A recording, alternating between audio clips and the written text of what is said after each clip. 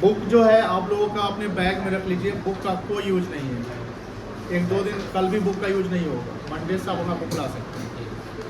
Mobile phone को pocket में रख लीजिएगा साइलेंट करके, और बहुत बातें नहीं करेंगे, और 100% कॉन्सेंट्रेशन आपका सामने रहना चाहिए। ये जो नया चैप्टर शुरू हुआ है, rules of debit and credit, इसके बारे में बता देता हूँ कि पूरा अकाउंटिंग जो हम करेंगे 11th में एंड 12th में एंड आफ्टर 12th, कहीं भी उसमें एक रूल्स अप्लाई होगा डेबिट और क्रेडिट का। इसलिए ये चैप्टर काफ़ी इम्पॉर्टेंट है और इसका ध्यान रखना है कि डेबिट का क्या नियम है और क्रेडिट का क्या नियम है। इससे पहले जो चैप्टर हम लोग पढ़े थे उसमें हम लोग पढ़े थे अकाउंटिंग टर्मिनोलॉजी, याद होगा। अकाउंटिंग टर्मिनोलॉजी में हमने क्या देखा था, क्योंकि इस चैप्टर का भी यूज होने वाला है, इसके कंटेंट्स आपको मिलेंगे देखने को। अकाउंटिंग टर्मिनोलॉजी में सीखा था कि एसेट्स क्या होता है, पता होगा आप लोगों को, याद है एसेट्स क्या होते हैं। एसेट्स में फिक्स्ड एसेट क्या होता है, करेंट एसेट्स क्या होता है, टेंजिबल क्या होता है, इनटेंजिबल क्या होता है, कोई दिक्कत नहीं। इसके बाद हमने सीखा था लायबिलिटी क्या होता है, याद होगा। इंटरनल लायबिलिटी और एक्सटर्नल लायबिलिटी होता है। इंटरनल जो कैपिटल सब होता है और एक्सटर्नल में आपका नॉन करेंट लायबिलिटी और करेंट लायबिलिटी आता है। उसके बाद हमने सीखा था रिसीट्स एंड पेमेंट, यानी इनकम एंड एक्सपेंडिचर, याद होगा। जहाँ इनकम का था आपका, जैसे रिसीट्स का एक कैपिटल रिसीट्स था, आपका एक रेवेन्यू रिसीट्स था, याद होगा। एक था आपका एक्सपेंडिचर, कैपिटल एक्सपेंडिचर और रेवेन्यू एक्सपेंडिचर। तो सब का यूज यहाँ पर होने वाला है। आप सबको ये भी बताए गए थे क्या क्या एक्सपेंडिचर, जैसे रेवेन्यू एक्सपेंडिचर बताए गए थे, तो रेवेन्यू एक्सपेंडिचर क्या क्या आता है, ये सारा एक्सपेंडिचर। तो आप सबसे मैं ये कहना चाहता हूँ कि जो चैप्टर शुरू हुआ है आज से, तो अर्लियर चैप्टर जो आपके हो चुके हैं कंप्लीट, जिन्होंने अपना फेयर नोट कर लिया है, उसको डेली रिवाइज करिएगा। 10th में कितना मार्क्स आया हमको उससे मतलब नहीं है, हम बस एक रिकॉर्ड के लिए आपसे जरूर, आप लोग आए हो तो पूछेंगे भैया 10th में कितना है, कि मेरा एक ही मकसद होता है कि भैया जितना आपका 10th में आया है उससे ज़्यादा नंबर आपको हम दिलवा दें। लेकिन वो नंबर आएगा कैसे, जब आप प्रॉपर रिवाइज करेंगे, प्रैक्टिस करेंगे तब। आप 10th में कम लाए हैं, कमजोर रहे हैं, क्या रहे हैं, डजेंट मैटर। कॉमर्स एकदम नया है, कॉमर्स आपका एकदम नया है, तो हमने जो बोला उसको प्रॉपर फॉलो करना है कि रिवाइज करिएगा। क्या करिएगा बेटा, रिवाइज करने से आपका आने वाला टॉपिक आसान लगेगा। अगर आप रिवाइज नहीं करेंगे तो जो टॉपिक चलेगा या आगे आने वाले होंगे वो आपको टफ लगेगा, क्योंकि सारा टॉपिक इंटरलिंक्ड होता है। इंटरलिंक समझ रहे होंगे, जैसे हमने बोला कि अभी रूल्स ऑफ डेबिट क्रेडिट शुरू होने वाला है, तो रूल्स ऑफ डेबिट क्रेडिट शुरू होने वाला है, तो इससे पहले हमने अकाउंटिंग टर्मिनोलॉजी पढ़ा था, तो उसका भी हम बोले कि उसका भी थोड़ा सा यूज होगा। अब किसी का अकाउंटिंग में बहुत अच्छा है तो रूल्स ऑफ डेबिट क्रेडिट एकदम आसान हो जाएगा, एकदम आसान। आज जिसका टर्मिनोलॉजी आसान, जिसने नहीं पढ़ा है, थोड़ा उसको मेहनत करना पड़ेगा। इसलिए थोड़ा थोड़ा मेहनत करोगे तो आगे का काम आपका आसान होगा। और आप मेहनत अभी नहीं करोगे और आगे कोई एग्जाम दोगे या कुछ भी, तो वो टफ पड़ जाता है, समझ गए ना। तो ये सब चीज़ें हम लोगों ने देखा था। रिसीट में भी कैपिटल रिसीट्स देखा था और रेवेन्यू रिसीट्स देखा था। इसमें हमने बहुत सारे डिस्कशन किए थे। इससे क्लासेस रिकॉर्ड डाले हुए आपके यूट्यूब पे, तो उसको भी आप देख लीजिएगा, क्योंकि PDF पढ़ते समय क्या होता है, आधा समझ में आता, आधा नहीं आएगा। जब आप क्लास देख लोगे तो पूरा समझ में आपको आ जाएगा। इसके बाद हम लोग एक चैप्टर पढ़े थे इक्वेशन, याद है ना, अकाउंटिंग इक्वेशन, लेटेस्ट अभी कल खत्म हुआ है। तो उस इक्वेशन में आपने क्या देखा था, आपने यहाँ पर कुछ ट्रांजेक्शन देखे थे कि सर अगर एसेट्स बढ़ेगा तो कैपिटल बढ़ेगा, ये जैसे ये वाला याद है, A for, C for, L for, और ये इक्वेशन हम लोग बनाए थे। इसका भी यूज हमें अब रूल्स ऑफ डेबिट के जो चैप्टर शुरू हो रहा है उसमें देखने को मिलेगा। अब कुछ के मन में सवाल होगा कि हम तो वो क्लास किए ही नहीं थे, हम तो जस्ट ज्वाइन किए 2 दिन पहले, 4 दिन पहले, 5 दिन पहले। मैं उनसे भी कहता हूँ कि आपको भी दिक्कत नहीं होगा, बस आपको ध्यान देना है। जो नए बच्चे उनको थोड़ा ज़्यादा ध्यान देना है, कॉन्सनट्रेट, ध्यान रखिएगा, इधर उधर डाइवर्ट मन नहीं करिएगा। बगल में अगर बता रहा है, कुछ बात कर रहा है आपसे during the course of teaching, तो आप उनको रोकिएगा, भैया पहले समझने दो। क्लास में 2 घंटा आप आते हैं, प्रॉपर कॉन्सनट्रेट करिएगा, बातें नहीं करिएगा। मतलब कि आउटसाइडर, मतलब आउटसाइड मैटर समझते नहीं, कुछ बाहर में हो गया है, कुछ चीज़ें हो गई तो उसकी बातें कर रहे हैं, उससे क्या होगा, अल्टीमेटली लॉस हो जाएगा आपको। जो बोल रहा है और सुन रहा है दोनों को लॉस होगा। हम ही नहीं बोलते कि बातें नहीं करिए, बातें करिए। जैसे मान लो अभी जैसे आपने 9:15 तक बात कर रहे थे, हम अपना काम कर रहे थे, अब पढ़ाई शुरू हो चुका है तो बातें अब नहीं करनी है। और जब तक क्लास चलते रहेगा बातें नहीं करनी है। अब क्लास ओवर हो जाएगा, आराम से आप बातें करिए। कोई डाउट्स है तो हमसे पूछिए, हमसे पूछ लिए, उसका एक छोटा सा डाउट रह गया, आपको लगता है कि हम इससे पूछेंगे तो क्लियर हो जाएगा, पूछिएगा। ड्यूरिंग द क्लास आप अपने फ्रेंड से वो डाउट नहीं करेंगे। कभी कभी होता है क्या ना कि आप अपने फ्रेंड पे थोड़ा सा ज़्यादा ट्रस्ट कर लेते हैं कि सर से ना पूछ के आप फ्रेंड से पूछते हैं। नहीं, यहाँ सुपीरियर आपके टीचर है तो टीचर से आप डाउट करेंगे। किससे डाउट करेंगे? टीचर से डाउट करेंगे। यहाँ क्लियर हो जाएगा। एंड जब आप घर पे हैं रास्ते में तो अपने फ्रेंड से पूछिएगा। समझ गए ना? चलिए, रूल्स ऑफ डेबिट क्रेडिट। जैसे हम एक कॉन्सेप्ट को थोड़ा सा आपको रिवाइज करवा देते हैं, वो कॉन्सेप्ट यहाँ पर अप्लाई होने वाला है। वो है आपका डबल एंट्री सिस्टम, क्योंकि इसका यूज होने वाला है। आप लोगों ने बुक खरीदा होगा तो बुक को जरूर देखा होगा, और जब आप बुक को देखोगे तो उसके फ्रंट पेज जो मेन कवर है उस पर लिखा हुआ है double entry system of book keeping. Book keeping हम लोग ऑलरेडी समझ चुके हैं। बुक कीपिंग का मतलब होता है कि आप अपने बिजनेस में जो वाउचर्स है, बुक्स ऑफ अकाउंट्स है, उसको आप प्रॉपर मेंटेन कर रहे हैं, मैनेज कर रहे हैं, रिकॉर्ड कर रहे हैं। लेकिन वो मेंटेन मैनेज हम जो करते हैं, जो हम डेबिट क्रेडिट करते हैं, उसका एक कॉन्सेप्ट होता है। एक चीज़ और कि जो भी चीज़ हम पढ़ रहे हैं उसका कोई ना कोई ओरिजिनेशन पॉइंट होता है। ओरिजिनेशन पॉइंट का मतलब वो कहीं ना कहीं उसका हिस्ट्री या कहीं ना कहीं से उसकी उत्पत्ति हुई है। उत्पत्ति समझ रहे हो ना? कहीं ना कहीं से वो आया है। तो ये ध्यान रखना है कि double entry system is the base of rules of debit and credit. कोई भी पूछे कि रूल्स ऑफ डेबिट क्रेडिट का सोर्स क्या है, कौन सा कॉन्सेप्ट कहता है, तो आप बोलेंगे कि सर डबल एंट्री सिस्टम एक कॉन्सेप्ट है, वो हमें rules of debit and credit का कॉन्सेप्ट कहता है कि कैसे डेबिट करना है और क्या क्रेडिट करना है। अब ये बात होती है कि डबल एंट्री सिस्टम में 3 चीजें याद रखना है कि सर ये डबल एंट्री सिस्टम कब आया था, है ना? तो डबल एंट्री सिस्टम की जब बात करते हैं तो डबल एंट्री सिस्टम 1494, कभी कोई बच्चे इसमें कंफ्यूज हो जाते हैं, कोई बच्चे 1994 यूज कर लेते हैं। 1494 में आया था। कब आया था बेटा? 1494। हिस्ट्री है ये। आप जब एग्जाम दोगे 11th का एग्जाम, तो उसमें एमसीक्यू में ये निश्चित डबल एंट्री सिस्टम का एक सवाल पूछेगा। ये कब आया, ये कहाँ ओरिजिनेट हुआ, या इसका इन्वेंटर कौन है। इन्वेंटर मतलब इसको किसने डिस्कवर किया। तो डबल एंट्री सिस्टम जो एक कॉन्सेप्ट है, एक नियम है, ये नियम 1494 में आया, और ये आया था एक कंट्री है जिसका नाम है इटली। और इसको लाने वाले जो पर्सन थे उनका नाम था लुकास पासियोली। बेसिकली लुकास पासियोली एक छोटे मोटे बिजनेसमैन थे। आप बिजनेस स्टडीज पढ़ते हैं तो उसका हिस्ट्री समझते हैं कि बिजनेस का अगर हम अस्तित्व देखें कि आज का जो बिजनेस सिनारियो है, और अगर हम 400, 500, 1000 साल पहले के बिजनेस सिनारियो को देखें तो कहीं ना कहीं उसमें बहुत सारा फर्क पड़ा है, चेंजेस आए हैं। बिजनेस करने के तरीके में चेंज आया है, उसको मेंटेन करने के तरीके में चेंज हुआ है, मनी के फॉर्म्स में चेंज आया है। आप मनी का फॉर्म्स भी देखते होंगे कि पहले वो कॉइन्स था, मेटल कॉइन्स होता था राजा महाराजा का, फिर आपका पेपर मनी आया, पेपर के बाद प्लास्टिक मनी आ गया, प्लास्टिक मनी से क्रेडिट कार्ड सब होता है, उसको प्लास्टिक मनी कहते हैं। आज का आप देखते होंगे कि क्रिप्टो करेंसी भी मनी है। आरबीआई ई रूपी भी एक मनी लाया है जो डिजिटल करेंसी है कि आप ई वॉलेट से आप ई मतलब इलेक्ट्रॉनिक, रूपी मतलब रूपी, उसके थ्रू आप मनी को आप ऑनलाइन पेमेंट, जैसे पेमेंट करने का मोड देखते हुए चेंज हुआ है। आज जो यूपीआई का जो सिस्टम आया है उससे आप देखोगे ट्रांजेक्शन जो है वो बढ़ा है, वॉल्यूम बढ़ा है, बिजनेसमैन का सेल्स एंड परचेज भी बढ़ा है। क्योंकि हम अगर कैश में कोई सामान खरीदने जाते हैं तो उसमें चांस रहता है कि कैश कम जा रहा है, जो सामान हम खरीद रहे हैं कम जा रहा है, तो हम क्या करते हैं, उस सामान को छोड़ देते हैं, नहीं खरीदते हैं। इससे नुकसान सेलर का तो हो रहा है ना कि उसने सामान को नहीं बेच पाया। लेकिन कोई अगर ऑनलाइन कर रहा है, ऑनलाइन इन द सेंस कि यूपीआई पेमेंट कर रहा है, तो उसमें कोई डाउट ही नहीं है, तो ठीक है यूपीआई हम कर देते हैं, चलो जितना सामान लिया हमने पेमेंट कर दिया। तो बिजनेस का सिनारियो समय के अनुसार डेवलप किया है, चेंज हुआ है, तरीके चेंज हुए हैं। अब इस सबको मेंटेन करना है हमको।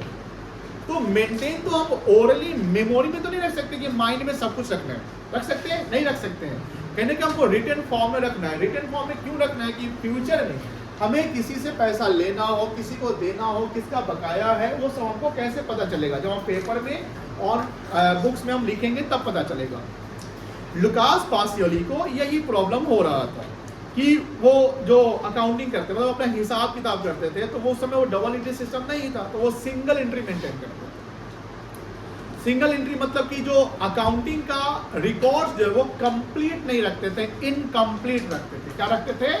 इनकम्प्लीट। जैसे जितने भी अनऑर्गेनाइज्ड बिजनेसमैन है, जिसको अनस्ट्रक्चर्ड या अनऑर्गेनाइज्ड या छोटा मोटा बिजनेसमैन कहते हैं, जो बिजनेस इसलिए करता है कि वो अपना परिवार चला सके, वो proper books of account maintain नहीं करता है। वो हिसाब किताब रखता है, उसके पास एक डायरी रहता है, उस डायरी में वही हिसाब लिखता है जो उसके काम का है। जैसे किसका खाता चल रहा है, मतलब कोई राजू नाम का पर्सन है, उसका खाता चलता है, तो उसका लिखना पड़ेगा। लेकिन देखोगे कभी जब दुकान जाते हो छोटे मोटे, तो वहां तुमने 25 रुपए का 50 रुपए कोई सामान खरीदा, वो आपसे 50 रुपया लेता है, आपको 50 रुपए का सामान देता है। आप वहां 2 मिनट अगर रुकोगे, नोटिस करोगे, तो वो शायद नहीं लिखता है उसको। क्यों नहीं लिखता है? बिकॉज वो कैश में डीलिंग हो गया, हमने सामान दे दिया, पैसा उसको मिल गया, बात खत्म हो गई।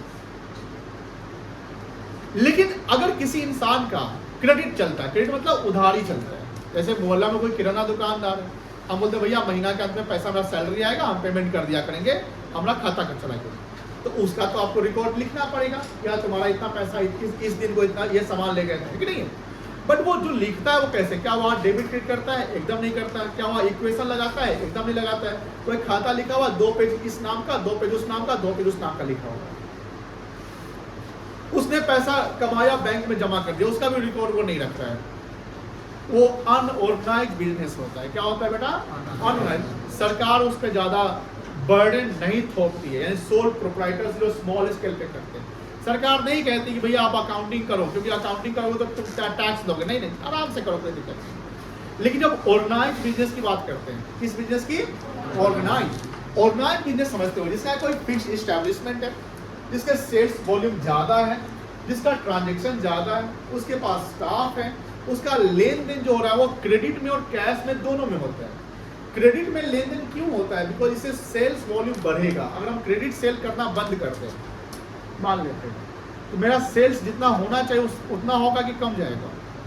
कम जाएगा। ऑब्वियसली आप अगर क्रेडिट में सेल नहीं करेंगे, कैश में सिर्फ सेल करेंगे, तो खरीदार जो आपके पास आएगा, जिसके पास पैसा होगा वही खरीदने आएगा, जिसके पास पैसा नहीं होगा वो आपके पास खरीदने नहीं आ पाएगा, बिकॉज आपने तो क्रेडिट पॉलिसी रखा नहीं है। हो सकता है बोले कि भैया पैसा नहीं, हम 10 दिन बाद खरीदने चल जाएंगे उसके, तो कहीं ना कहीं डिले हो रहा है ना।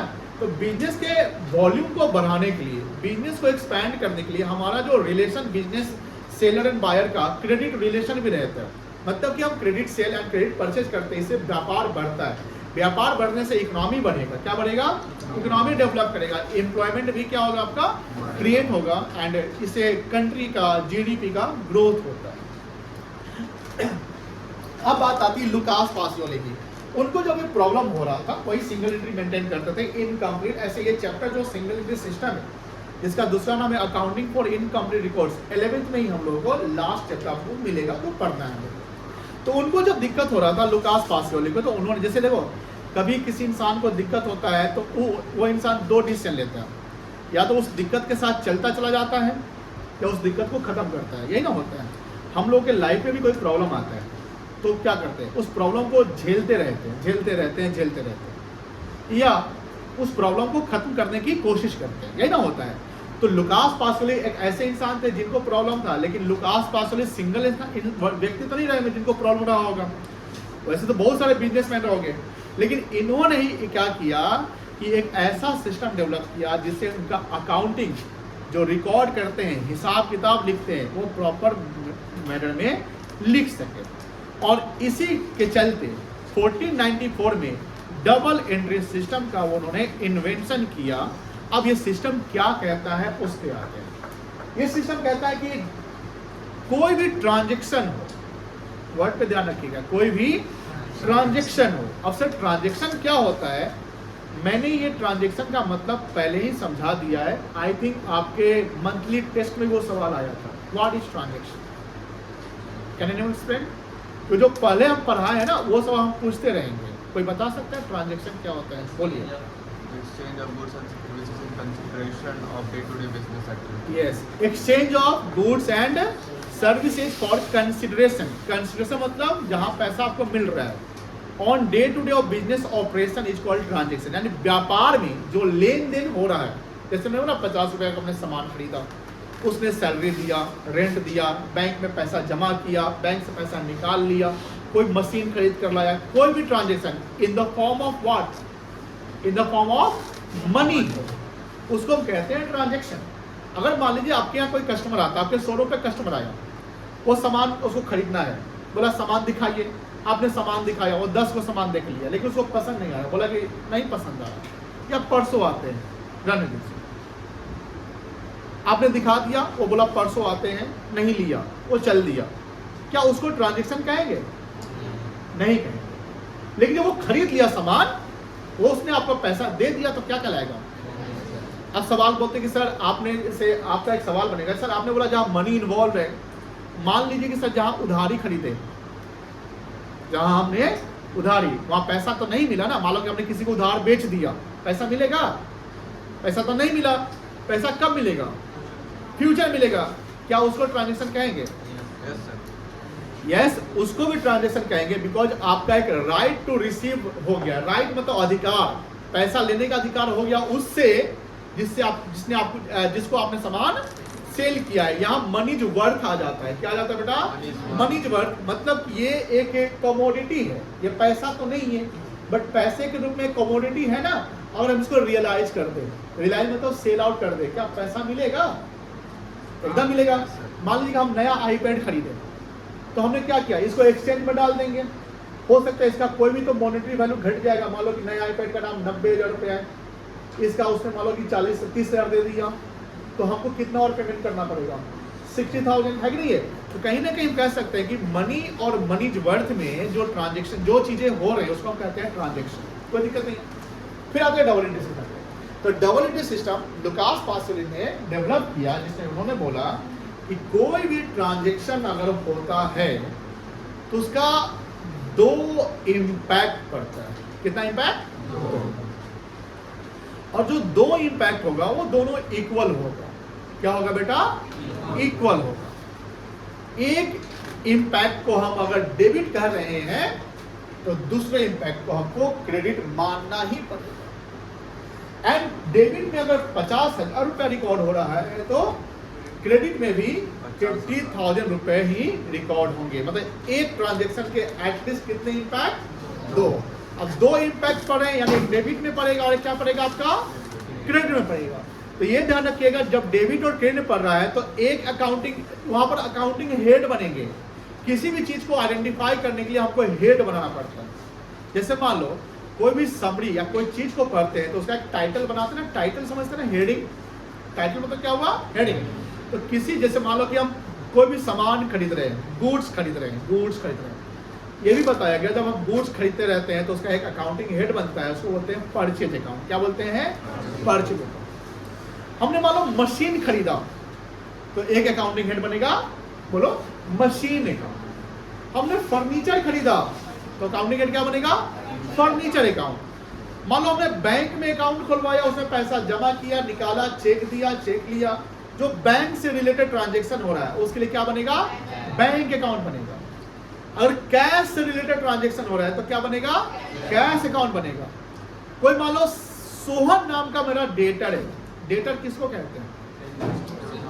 कस्टमर को कि सप्लायर को? कस्टमर को कहते हैं। उधारी कस्टमर को हम डेटर कहते हैं, जिसने हमसे सामान उधार में खरीदा है ना। तो डेटर, मान लो कि सोहन नाम का कोई डेटर है तो एक बन जाएगा सोहन अकाउंट। क्या बनेगा बेटा? सोहन अकाउंट। मोहन नाम का कोई क्रेडिटर है तो क्या बन जाएगा? मोहन अकाउंट। सेल्स कर रहे हैं, गुड्स को हम सोल्ड कर रहे हैं तो सेल्स अकाउंट। रिटर्न हो रहा है, परचेज रिटर्न सुने होंगे, परचेज रिटर्न। अगर कोई परचेज रिटर्न आ रहा है तो purchase return account. Sales return हो रहा है तो किसी को सैलरी पेड कर रहे हैं तो हम सब लोग बोलेगा क्या होगा? रेंट पे कर रहे हैं तो, इलेक्ट्रिसिटी का पेमेंट कर रहे हैं तो, वेजेस पेमेंट कर रहे हैं तो, फ्रेट पेमेंट कर रहे हैं तो। अकाउंटिंग हेड समझ में आ रहा है? सबसे इंपॉर्टेंट इनिशियल स्टेज पे जब स्टूडेंट 11th में आते हैं तो जनरली जो अकाउंटिंग टेक्नोलॉजी है वो उनको नहीं पढ़ाया जाता, वो चीज़ नहीं पढ़ाया जाता है। उसमें दिक्कत हो जाती है कि जब हम डेबिट क्रेडिट पे आते हैं, जैसे यहाँ पर आप लोग आ गए, तो यहाँ पर ना मेन जो पेज समझते हैं ना, मेन पॉइंट जो प्रॉब्लम फंसेगा वो अकाउंटिंग हेड आइडेंटिफाई करना। क्या आइडेंटिफाई करना प्रॉब्लम फंसेगा? Accounting head. तो सिंपल है, जिस नेचर का ट्रांजैक्शन होगा उस नेचर के ट्रांजैक्शन में हम हेड पता कर लेंगे। क्या पता करेंगे? क्या हेड हो रहा है, और उससे हम अकाउंटिंग हेड तैयार करेंगे। जैसे हम एक एग्जांपल जैसे बताते हैं, मान लो कि हमने अपने एम्प्लॉय को 25,000 रुपया सैलरी पेड किया। 25,000 क्या पेड किया? मान लीजिए जैसे ये 25,000 कैश है। 25,000 का क्या बेटा? कैश। कोई आइए यहाँ पर सामने आइए, आप आइए। ये हमारा एम्प्लॉय है, ये हमारा कौन है? एम्प्लॉय। अब एक एम्प्लॉय तो नहीं, बहुत सारे एम्प्लॉय होंगे। इनको हमने 25,000 रुपया दे दिया। अब ये बिजनेस के लिए, क्योंकि बिजनेसमैन ने सैलरी पेड किया, बिजनेस को कभी सैलरी इनकम नहीं माना जाएगा। Salary always be expenses for business. तो समझ के ना? अब मुझे बताओ, यहाँ पर एक एक्सपेंसेस बना, उस एक्सपेंसेस का नाम क्या है? अभी क्या दिए हम? तो क्या अकाउंट बनेगा? सैलरी। कोई दिक्कत नहीं है, सैलरी हमारे इनकम एक एक्सपेंस है, एक्सपेंस, कोई दिक्कत नहीं है। तो एक हेड बन गया सैलरी अकाउंट। हमने बोला कि कोई एक ट्रांजैक्शन बना, salary paid to employ transaction बना, तो उसमें हमने बोला कि कोई भी ट्रांजैक्शन का कितना इम्पैक्ट पड़ेगा? एक डेबिट और एक। अब कितने हेड बनेंगे? 2। तो आपने एक सैलरी अकाउंट बना दिया। आइए, क्या दिए थे इनको? कैश। लाइए ना, ये क्या दिए थे? तो मेरा कैश यानी बिजनेस से कैश गया, एक और अकाउंट बनने वाला है। तू नहीं बोलो, सिर्फ कैश अकाउंट बोलो। क्या बनेगा? कैश। यानी एक ही ट्रांजैक्शन हुआ है, ट्रांजैक्शन 2 नहीं हुआ है कि 2 ट्रांजैक्शन के 2 हेड। ट्रांजैक्शन एक है, number of transaction is 1। Salary paid to employ, transaction क्या कहलाएगा? Salary paid to employ. मान लो सैलरी पेड टू यश ₹25,000। यहाँ यश जो है इरेलीवेंट हो जाएगा। बोलो सर एक यश, यानी मान लीजिए आपके मन में सवाल बनेगा या डाउट होगा, सैलरी पेड टू यश में यश अकाउंट क्यों नहीं बन रहा है? बोलेगा, डाउट बनेगा ना कि सर यश अकाउंट क्यों नहीं बन रहा है? आपने गुड्स परचेज फ्रॉम रहीम किए तो रहीम अकाउंट बना दिए। यहाँ सैलरी पेड टू यश है तो यश अकाउंट क्यों नहीं बन रहा है? Yash is an employ to the firm, and इसके जैसे बहुत सारे एम्प्लॉयज है, आप सब एम्प्लॉयज है मान लीजिए। अब हमने एम्प्लॉय को दिया, बट हमारा जो हेड यानी एक्सपेंडिचर का जो हेड बन रहा है वो सैलरी बन रहा है। हम ब्रैकेट में लिख देंगे यश को पे किया गया। बाद में यश बोलेगा सर हमको तो नहीं दिए थे आप तो सुधांशु को दे दिए थे, सॉरी हिमांशु नाम बेटा, आपने हिमांशु को दे दिया था, हमने कहाँ दिया? तो हमने ब्रैकेट लिख दिया यश, बट हेड मेन हेड क्या बनेगा? सैलरी। वेजेज मान लो हमने पे किया, वेजेज पे टू रहीम, तो हेड रहीम नहीं बनेगा, क्या बनेगा? वेजेज बनेगा। रेंट पे टू अदर्स लैंडलॉर्ड, तो अदर्स अकाउंट नहीं बनेगा, लैंडलॉर्ड अकाउंट नहीं बनेगा। क्या हमने पेड किया? रेंट अकाउंट बनेगा। ये सब दिक्कतें मिलने वाली हैं। और जिस मोड में हमने पेमेंट किया, हमने कैश दिया तो कैश अकाउंट बनेगा। मान लेते हैं हमको, अब तो पूछो नहीं है वो बात है। मान लीजिए हमने इनको एक चेक दिया, क्या दे दिया? अब ये चेक दिया तो मेरा बताओ ये पैसा कहाँ से निकलेगा? मेरा कौन सा बैलेंस घटेगा? कैश अकाउंट बनाएंगे कि बैंक अकाउंट बनाएंगे? बैंक अकाउंट बनाएंगे। यानी ट्रांजैक्शन एक ही है, ट्रांजैक्शन कितना है बेटा? लेकिन उसके इम्पैक्ट डेबिट है, पैसा मेरा है ना, इसके ट्रांजैक्शन एक ही है लेकिन उसके अकाउंटिंग एटलीस्ट कितने बन गए? 2, एक डेबिट और एक क्रेडिट। याद रखिएगा हम एटलीस्ट वर्ड यूज कर रहे हैं। एटलीस्ट मतलब क्या होता है? मिनिमम। तो आपके मन में फिर एक सवाल होने का, सर मिनिमम बोल रहे हैं, 2 से अधिक हो सकता है एक ही ट्रांजैक्शन में। लॉजिकली बताइए, जहां एटलीस्ट वर्ड लिखा हुआ है वहां मैक्सिमम तो कुछ हो सकता है। जब कोई ट्रांजैक्शन हो तो कम से कम 2 हेड बनने ही है, एक डेबिट और एक, लेकिन 2 से अधिक भी बन सकते हैं, 2 से अधिक भी बन सकते हैं, कोई दिक्कत नहीं है। एक और सवाल, furniture purchase and paid by UPI. UPI मतलब जानते ना? कोई बता सकता है यूपीआई का फुल फॉर्म? जो बता देगा उसको हम आज बोला खिलाएंगे। क्या होगा यूपीआई का आप लोगों ने बताइए, बोलो बोलो। चलिए, यूनिफाइड पेमेंट इंटरफेस। यूपीआई का फुल फॉर्म क्या होता है? Unified payment interface. हमने सवाल किया purchase furniture and payment made by UPI. इसमें ये एक ट्रांजेक्शन है, ये क्या है बेटा? इसके दो अकाउंटिंग हेड क्या क्या बनेंगे? क्या खरीदा? फर्नीचर वाले एसेट्स है, एक अकाउंटिंग हेड बनेगा, क्या नाम होगा उसका? Very good. और पेमेंट आपने कैसे किया? पैसा कहां से कटेगा? कौन सा अकाउंटिंग हेड बनेगा? बस furniture account and bank account. कोई दिक्कत? Rent paid by cheque, rent paid by, अब क्या क्या अकाउंटिंग हेड बनेगा? रेंट अकाउंट और बैंक अकाउंट। कोई दिक्कत नहीं। चलिए, तो कॉन्सेप्ट सब समझ रहे हैं, अब तो लिखे कुछ भी नहीं है, बट कॉन्सेप्ट आपने क्लियर कर लिया है। बिकॉज सबसे इंपॉर्टेंट है कॉन्सेप्ट को क्लियर करना। आपने कॉन्सेप्ट क्लियर कर लिया है, अब हम लोग लिखेंगे, और जो लिखेंगे घर पे हम उसको पढ़ेंगे, ठीक है ना? चलिए,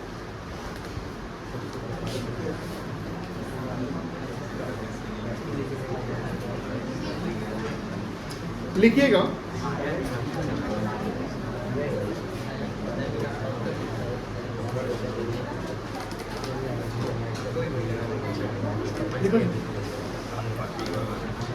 The concept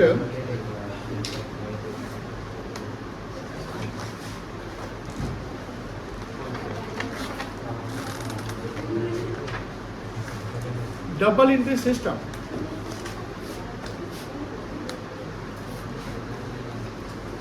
tell us that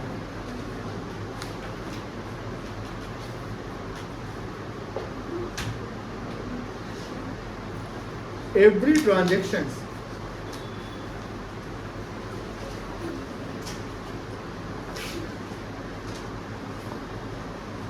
and events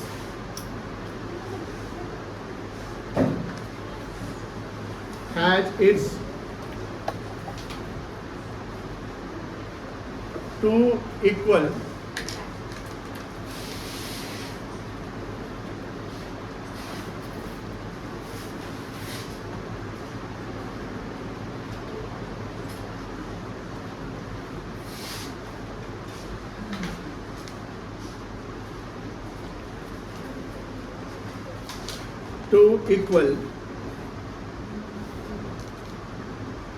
impacts। इसको क्या पढ़ेंगे? दैट इज, क्या पढ़ेंगे इसको?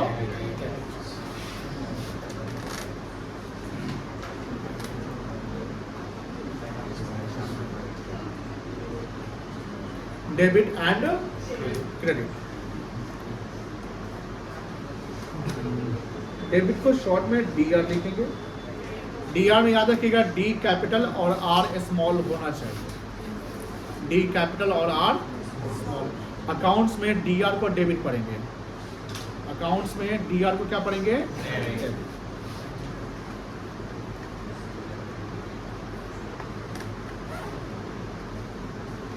क्रेडिट को CR.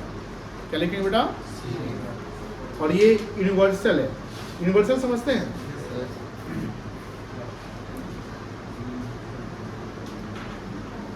Debit always equals to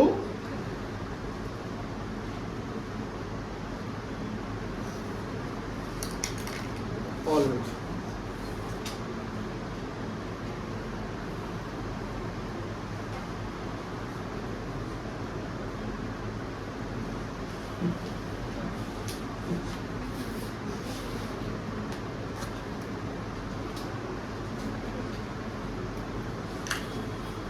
At least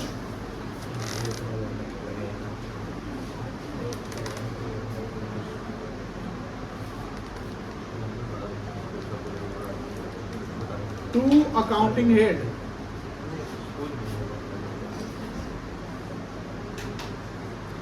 must be created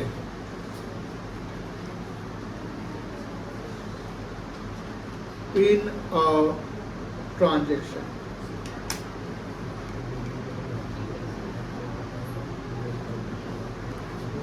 if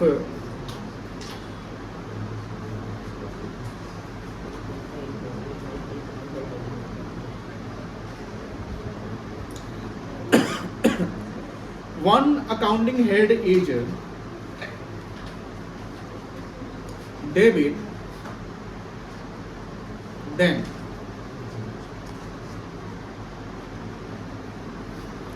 other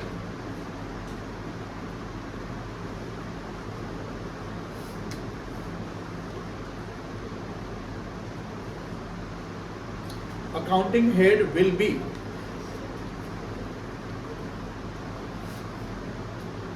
credit.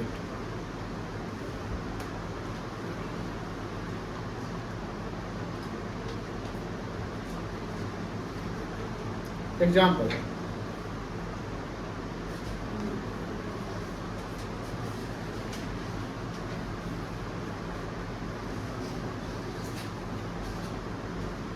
Furniture purchased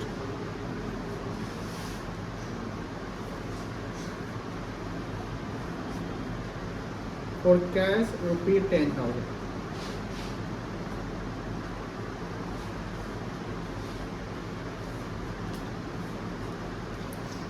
कौन डेबिट होगा कौन क्रेडिट होगा अभी हम इसको इग्नोर करेंगे, रूल्स जब पढ़ लेंगे तब। बट दो अकाउंटिंग में क्या क्या बनेगा इसमें? Furniture cash. एक बनेगा आपका फर्नीचर अकाउंट। ये ध्यान रखिएगा A/C को क्या पढ़ेंगे? इसमें हमेशा याद रखिएगा A ऑलवेज कैपिटल लेटर का होना चाहिए और C ऑलवेज स्मॉल लेटर का होना चाहिए। अगर आप में से कोई बच्चे स्मॉल A/C लिख दिए और आप इसको बोलते हैं अकाउंट, ऐसे भी लिख सकते हैं, ये गलत है। तो लेगा सर एग्जाम में लिख के आ गया तो काट लेगा नंबर। तो डिपेंड करता है, अगर एग्जामिनर ने बारीकी से चेक किया तो हो सकता है कि 0.5 मार्क्स काट ले, नहीं चेक किया तो इग्नोर कर सकता है। बट ये तरीका लिखने का क्या है बेटा? गलत है, ठीक है ना। दूसरा हेड क्या बनेगा?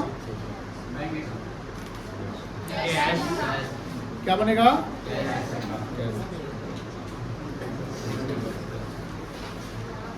कोई दिक्कत नहीं है। दूसरा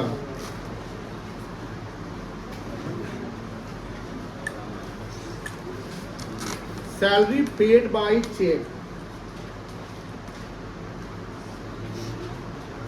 ऑफ ₹25,000। इसमें क्या हेड बनेगा?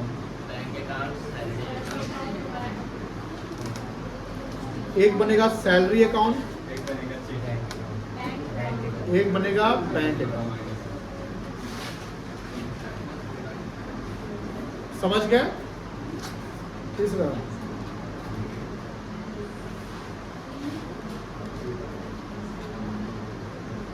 Rent paid to landlord of rupees. यहां बताओ मोड ऑफ पेमेंट लिखा हुआ है, मोड ऑफ पेमेंट लिखा हुआ है, कैश में दिए कि चेक में दिए, तो आप उसको कैश मान लीजिए। क्या मान लीजिएगा? इसमें क्या क्या हेड बनेगा? Rent account and cash.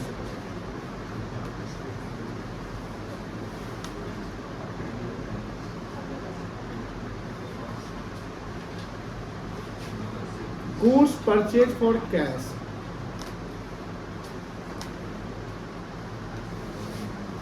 यहाँ क्या हेड बनेगा? परचेज गुड्स अगर करेंगे ना तो क्या हेड बनेगा? एक परचेज अकाउंट बनेगा। क्या बनेगा बेटा?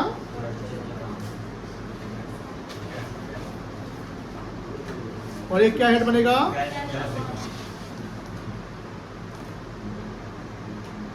एक और लिख दो,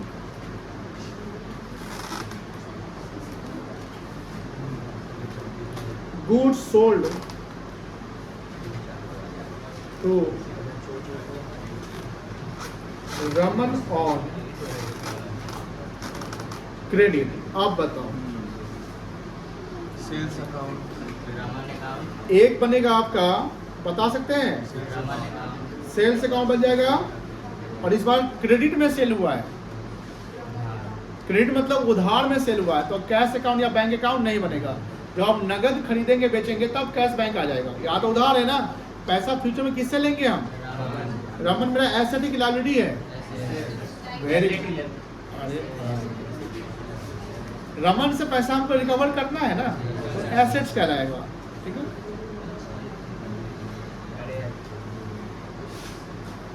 चलिए इतना नोट कर लीजिए।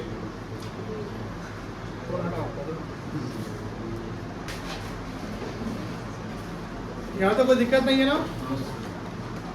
क्लियर है?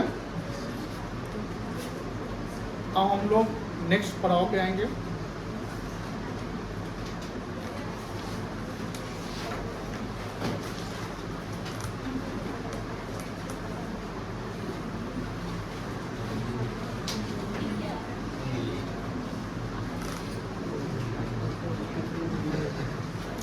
Types of accounts.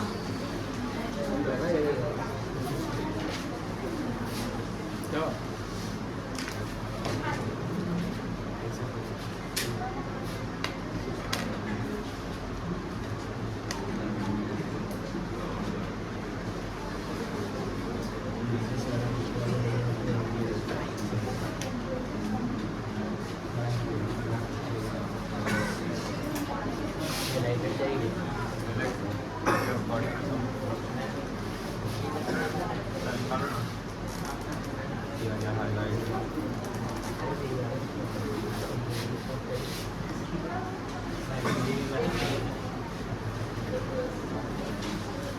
Personal account और एक होता है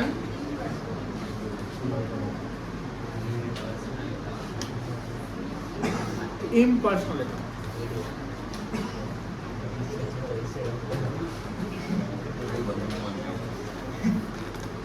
पर्सनल अकाउंट 3 होते हैं।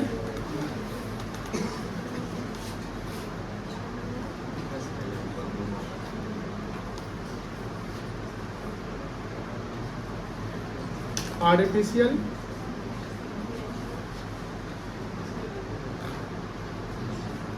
नेचुरल,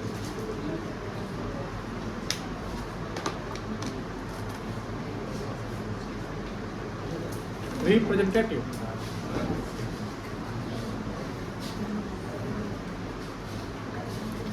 इम्पर्सनल 2 होंगे,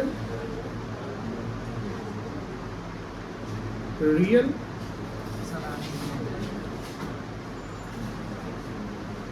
and nominal.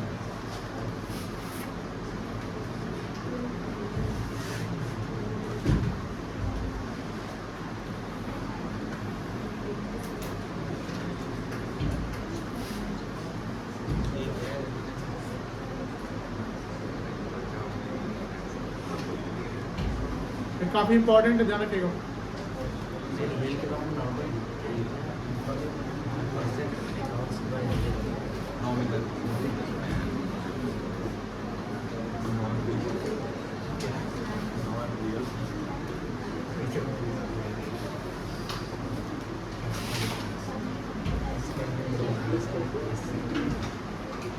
The account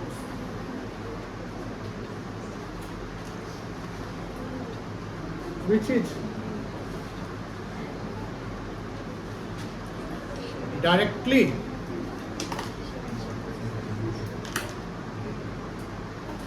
related to person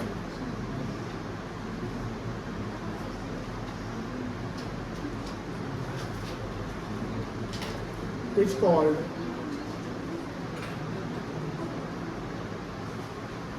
personal account.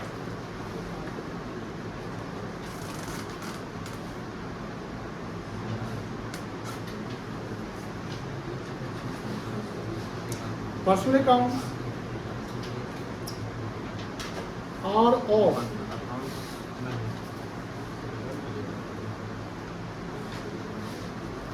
three types.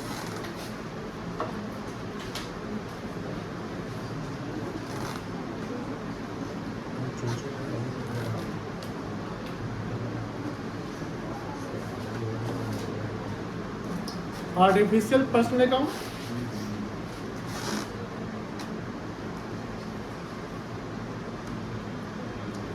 which is created by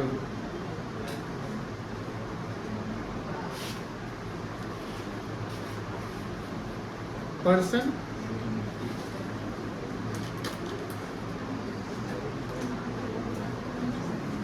और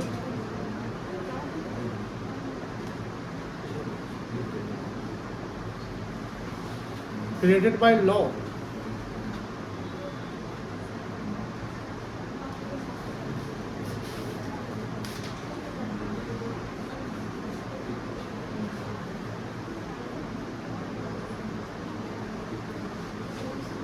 Natural personal account.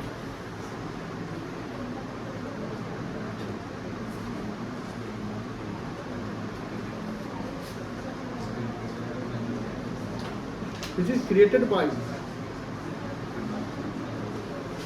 nature. That is God.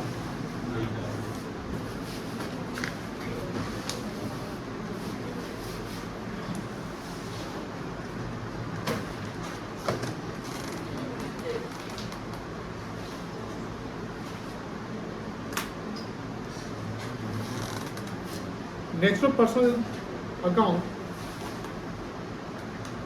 it can see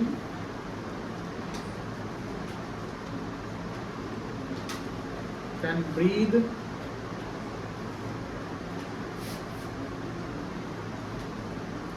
it may die.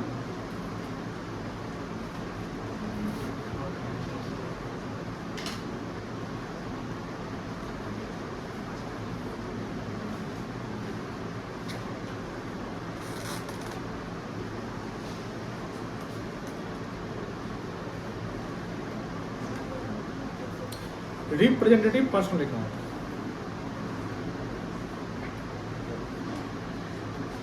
Which represents the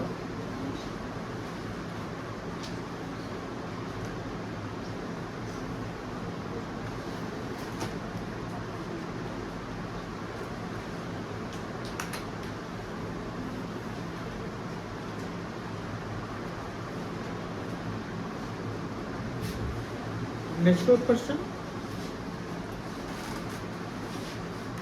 or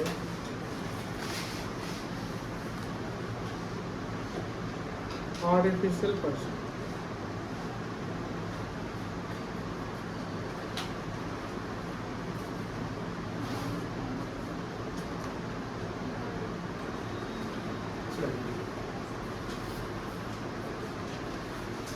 यहाँ तक तो समझ चुके थे आप लोग। हम लोग जो सेकेंड टॉपिक पे आए थे, अकाउंट्स के टाइप्स, ये काफ़ी इंपॉर्टेंट है। अगर कोई पूछे कि अकाउंट्स के मेनली कितने टाइप होते हैं, तो आप बताएंगे 2 टाइप होते हैं, पर्सनल अकाउंट और इम्पर्सनल। कहीं कहीं आपको देखने को मिलेगा पर्सनल, रियल, नॉमिनल, 3 टाइप होते हैं। जब हम रूल्स की बात करेंगे तो वहाँ 3 भाग में बांटा जाता है, पर्सनल, रियल, नॉमिनल। बट अगर हम अकाउंट्स के टाइप की बात करें कि मेनली कितने प्रकार के अकाउंट्स होते हैं, तो 2 प्रकार के होते हैं, पर्सनल एंड इम्पर्सनल। अब सवाल है कि पर्सनल कितने प्रकार के हैं, तो पर्सनल के 3 टाइप्स होते हैं। एक ही रूल पे तीनों टाइप चल जाएगा, आर्टिफिशियल, नेचुरल एंड रिप्रेजेंटेटिव। यानी कुछ अकाउंट आर्टिफिशियल होते हैं, यानी जो कोई आर्टिफिशियल है वो भी पर्सनल है, नेचुरल है वो भी पर्सनल है, और रिप्रेजेंटेटिव है वो भी पर्सनल है। बच्चों को हमेशा ध्यान रखिएगा, जो रूल्स ऑफ डेबिट क्रेडिट से पहले हमें जो अकाउंटिंग हेड मिलते हैं, जैसे आपने देखा फर्नीचर अकाउंट बन रहा है, कहीं सैलरी अकाउंट है, कहीं सोहन अकाउंट है, कहीं बैंक अकाउंट है, कहीं कैश अकाउंट है, ये तो अकाउंटिंग हेड है। बट अब सवाल है कि अकाउंटिंग हेड अगर ये तो इसका नेचर क्या है। अब जब नेचर की बात करें तो नेचर या तो पर्सनल होगा, रियल होगा, या नॉमिनल होगा। पर्सनल होगा, रियल होगा, या नॉमिनल होगा। अब सवाल है कि अगर पर्सनल है तो पर्सनल में किस नेचर का आ जाएगा। आपने बोला ठीक है कि मान लो कि रोहन नाम का पर्सन है, वो पर्सनल अकाउंट में है, तो अब रोहन पर्सनल, ठीक है पर्सनल है, बताइए पर्सनल में क्या है, वो आर्टिफिशियल है कि नेचुरल है कि रिप्रेजेंटेटिव है, वो आइडेंटिफाई करना पड़ेगा। तो जितने भी अकाउंटिंग हेड बनेंगे, जितने भी अकाउंटिंग हेड बनेंगे, उस सारे अकाउंटिंग हेड का कोई ना कोई, किसी ना किसी का वो नेचर होगा, यानी किसी ना किसी अकाउंट से वो बिलोंग्स करेगा। फर्नीचर अकाउंट किसी न किसी अकाउंट से बिलोंग्स करेगा, सैलरी अकाउंट किसी न किसी अकाउंट से बिलोंग्स करेगा, कैश अकाउंट बिलोंग्स करेगा। अब बात है कि जैसे हमने बोला कि पर्सनल 3 प्रकार के हैं, क्या क्या है बताइए मुझे। Artificial, natural and representative. समझिए आर्टिफिशियल क्या है। आर्टिफिशियल में 2 वर्ड की वर्ड है। आर्टिफिशियल का 2 कीवर्ड है। इसको किसी ने बनाया, किसी नेचुरल पर्सन ने बनाया। नेचुरल पर्सन से जो इंसान है, जो सांस इंसान, जो नेचुरल पर्सन में 3 वर्ड लिखे होंगे, ब्रीद और क्या लिखे थे, सीन और डाई। कौन मरता है? नेचुरल पर्सन मर सकता है ना, वो सांस ले सकता है, वो देख सकता है और बहुत सारे एक्टिविटी हो सकते हैं, चल सकता है, बहुत सकता। लेकिन कुछ ऐसा चीज है वो ना सांस ले सकता है ना देख सकता है, लेकिन वो पर्सनल अकाउंट में हो सकता है, जिसको बनाया जाता है। तो हमने उसमें लिखा है कि आर्टिफिशियल पर्सन में कि जिसको नेचुरल पर्सन ने बनाया है या वो लॉ के द्वारा निर्माण हुआ है, क्रिएटेड बाय लॉ लिखा हुआ है। आर्टिफिशियल पर्सन का मीनिंग देखिए क्या लिखा हुआ है। आर्टिफिशियल पर्सनल अकाउंट में क्या लिखा हुआ है, which is created by person, good person और क्रिएटेड बाय लॉ। किसी भी चीज का निर्माण लॉ के द्वारा हो जाए, किसी को बनाया जाए, किसी का विस्तार लाया जाए, उसको आर्टिफिशियल पर्सनल अकाउंट कहते हैं। बट आर्टिफिशियल और नेचुरल में अंतर है। आर्टिफिशियल सांस नहीं ले सकता है, नेचुरल सांस ले सकता है। आर्टिफिशियल देख नहीं सकता है, नेचुरल। आर्टिफिशियल मर नहीं सकता है, नेचुरल। हाँ, आर्टिफिशियल बंद कर सकते हैं, शट डाउन कर दीजिएगा, लेकिन मरेगा नहीं। मरना तो आग लगा। तो ये बात है, अब आर्टिफिशियल ठीक है, किसी को बनाया गया, किसी का निर्माण कराया गया किसी ने, तो उसको आर्टिफिशियल बोलते हैं। बट सवाल है कि आर्टिफिशियल में कौन कौन सा ऐसा अकाउंट है जो आ जाएगा। जैसे समझो, जितने भी ऑर्गेनाइजेशन है, ऐसे समझ लो, जितने भी ऑर्गेनाइजेशन है, चाहे वो एनजीओ है, चाहे वो सोल ट्रेडिंग ऑर्गेनाइजेशन है, चाहे वो पार्टनरशिप फर्म है, चाहे वो कंपनी है, कंपनी में गवर्नमेंट हो जाएगा, चाहे कोई भी सरकार की बॉडी है जैसे आरबीआई, सेबी, कोई भी बैंक है, कोई भी पॉलिटिकल पार्टी है, ये सारा आर्टिफिशियल पर्सनल अकाउंट में आएगा। जैसे मान लो कि बीजेपी हो गया, अब बीजेपी को भी तो फंडिंग होता है ना, बीजेपी को भी तो खर्च होते हैं, तो बीजेपी का भी अपना अकाउंटिंग होता होगा ना। अब मान लो कि हमने बीजेपी को 5 करोड़ का चेक दिया इलेक्शन के लिए, मानने में क्या दिक्कत है? तो 5 करोड़ का अगर हम चेक दिया तो बीजेपी उसका अकाउंटिंग करेगा, हम भी तो अकाउंटिंग करेंगे। तो हमने किसको दिया पैसा? अमित शाह को दिया कि बीजेपी को दिया? तो बीजेपी ऑर्गेनाइजेशन हो गया, पॉलिटिकल पार्टी हो गया, बोलो हाँ है ना। और उसमें अमित शाह तो उस नेचुरल पर्सन होता, आदमी है ना, उसका मेंबर है ना। तो हमने उस इंसान को नहीं, हमने ऑर्गेनाइजेशन को दे दिया। तो पैसा रिसीव करने वाला कौन है? बीजेपी। क्या बीजेपी सांस ले सकता है? बीजेपी का हाथ पैर नाक कान है, लेकिन एक ऑर्गेनाइजेशन तो है। आप किसके नाम से काम करेंगे? बीजेपी के नाम से। अब बीजेपी का क्या निर्माण हुआ है? यस, बीजेपी एक पार्टी जिसको बनाया गया ना, किसी ने बनाया ना, बीजेपी को बनाएंगे। तो बीजेपी या कोई भी पॉलिटिकल पार्टी, जैसे कांग्रेस हो गया, आम आदमी हो गया, कोई भी पॉलिटिकल पार्टी, ये सब किस अकाउंट में आ जाएंगे बेटा? कोई दिक्कत नहीं होगा। कोई भी, जैसे मान लो एकेडमी ऑफ कॉमर्स की बात है, ये एकेडमी ऑफ कॉमर्स किसमें आएगा? आर्टिफिशियल है। किसमें आएगा? आर्टिफिशियल। रिलायंस इंडस्ट्रीज किसमें आएगा? आर्टिफिशियल में। स्टेट बैंक ऑफ इंडिया किसमें आएगा? जितना भी बैंक है वो भी आर्टिफिशियल। आरबीआई किसमें आएगा? आर्टिफिशियल में आएगा। टाटा मोटर्स किसमें आएगा? आर्टिफिशियल में। कोई भी पार्टनरशिप फर्म है वो किसमें आएगा? आर्टिफिशियल में। कोई भी कंपनी है किसमें आएगा? कोई भी और एनजीओ है, एनजीओ समझ रहे हैं, कोई ट्रस्ट हो गया, किसमें आएगा? कोई भी मंदिर मस्जिद है, किसमें आएगा? आर्टिफिशियल में। किसमें आएगा? जैसे मंदिर में चैरिटी दान में कर दिए, तो मंदिर जो बड़े लेवल पे जो रिलीजियस या चैरिटेबल ट्रस्ट होते हैं ना, वो भी अपना अकाउंटिंग मेंटेन करते हैं। अब छोटा मोटा मान लो कि संस्था है, वो अकाउंटिंग नहीं करता, चलो ठीक है कैश आपका डाल के डलाता है, बात करता है, यही ना होता है। जैसे मान लो कि आप कलमबाग से हनुमान मंदिर गए, वो आप हनुमान जी से भगवान की भगवान हमारा बुद्धि दीजिए, तो अच्छा 5 मिनट कर दे, अब गए और वहाँ पर 5 रुपया 10 रुपया दान पेटी में डाल दिए। अब बताइए वहाँ अकाउंटिंग तो नहीं, उनको दान पेटी भर जाएगा तो खुलेगा उसका अपना जो मंदिर से रिलेटेड काम होगा वहाँ, तो वहाँ पर कोई अकाउंटिंग नहीं। जैसे मैं बोला कि अकाउंटिंग उसका करते हैं जो ऑर्गेनाइज होता है, मैंने बोला तो भैया नहीं बोला था, ऑर्गेनाइज मतलब जो जिसका प्रॉपर हिसाब किताब रखना है। अब छोटा वैसे मान लो कि पानी पूरी वाला, मोमोज वाला, वो अकाउंटिंग कर रहा है प्रॉपर, कितना पानी पूरी खाना है 20 रुपया के, चलिए खाइए, खिला दिया 20 रुपया देखिए, तो वो अकाउंटिंग क्या कर रहा है, वो अपना फोन कर लिया, वो हिसाब लिखने जाएगा, जब तक हिसाब लिखेगा तब तक 2 कस्टमर भाग जाएगा, बोलेगा एक तो हिसाब लिख रहा है, चलो बाद में खाते हैं। लेकिन जो जैसे मान लो कि पटना का हनुमान मंदिर हो गया, गरीब स्थान हो गया,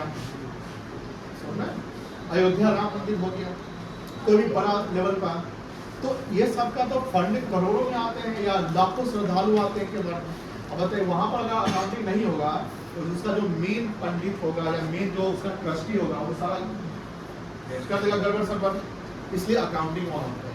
तो जितने भी चैरिटेबल ट्रस्ट है, रिलीजियस ट्रस्ट है, कोई भी ऑर्गेनाइजेशन है, कोई भी कंपनी है, कोई भी बॉडी है, कोई भी ऐसा ऑर्गेनाइजेशन जिसका लॉ के दौरान निर्माण हुआ, जैसे आरबीआई हो गया, आरबीआई एक्ट कब आया था 1934 में, सेबी हो गया। सर नोट छापने का काम कौन करता है, आरबीआई करता है, हम बोलते हैं नोट आरबीआई छापती है, बोले सर आरबीआई के हाथ पर है नहीं तो छापे कैसे, आरबीआई तो ऑर्गेनाइजेशन, छापने का तो उसका आरबीआई का एम्प्लॉय करता होगा, चलो ये मशीन लाए, लेकिन हम किसको बोलते हैं, हम ऑर्गेनाइजेशन के संदर्भ में बोलते हैं ना बेटा।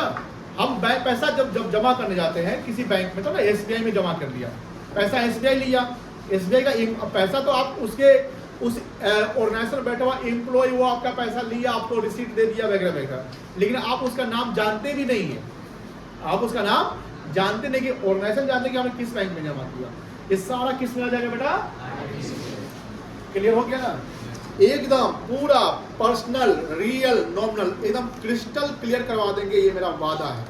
और आपको दिक्कत नहीं होगा, बस आपको ध्यान देना है, लेकिन ध्यान रखिएगा अगर ध्यान नहीं दीजिएगा या एब्सेंट कर जाएगा, जिससे 1-2 बच्चे भी एब्सेंट हमको दिख रहे हैं, उनको बड़ा दिक्कत होगा, कठिनाइयों का सामना करना पड़ जाएगा, समझिए ना। तो कितना बारीकी से, और ध्यान रखिएगा जब हम अपना 11th-12th कर रहे थे, 11th ऐसा नहीं कि हम भी नहीं 11th, हम भी तो 11th किया होंगे ना, ये मत पूछो, इतना परेशान हो गए थे, इतना परेशान होता कि समझ में ना, कंफ्यूजन होता था। जैसे हम लोग क्या करते थे, कोचिंग से निकले तो कोचिंग जैसे यहीं कहीं पढ़ते थे, हम नहीं नाम बताएंगे कहाँ पढ़ते थे तो वहाँ पढ़ते थे, वहाँ से तो हम लोग एलएस करके फील्ड में बैठते थे आधा घंटा, अब बैठते थे, अब बतियाते थे, एक दूसरे सवाल करते थे, बताओ पर्सनल अकाउंट होगा, अब हमेशा कंफ्यूजन, वो बोल दिया कुछ और, वो बोल दिया कुछ और, क्योंकि ये कंफ्यूजन क्रिएट करता है। अब सर ऐसा क्यों आपको कंफ्यूजन हो जाता है, आप पढ़ाई में ध्यान नहीं देते थे क्या? देखिए पढ़ाई में ध्यान देते थे, ध्यान दिलाने वाले उतना क्लियर नहीं बता पाते थे, क्योंकि हम जिनसे पढ़ते उनका प्रोफेशनल कोई बैकग्राउंड नहीं था। प्रोफेशनल बैकग्राउंड समझ रहे हैं, मतलब जैसे मान लो कि बिहार से बीकॉम कोई कर लिया और जाके कोचिंग खोल दिया, देखिएगा वहाँ से अगर आप पढ़ते हैं तो क्रेडिट ही नहीं आएगा। मेरा भी 2-4 स्टूडेंट कोचिंग चला रहा है, ठीक है, लेकिन वो उसमें क्लैरिटी नहीं आ पाएगा। क्यों नहीं आ पाएगा? क्योंकि आप जानिए कि बिहार में जो पढ़ाई होगी, मतलब चाहे कॉलेज में, उतनी डीप में नहीं होती।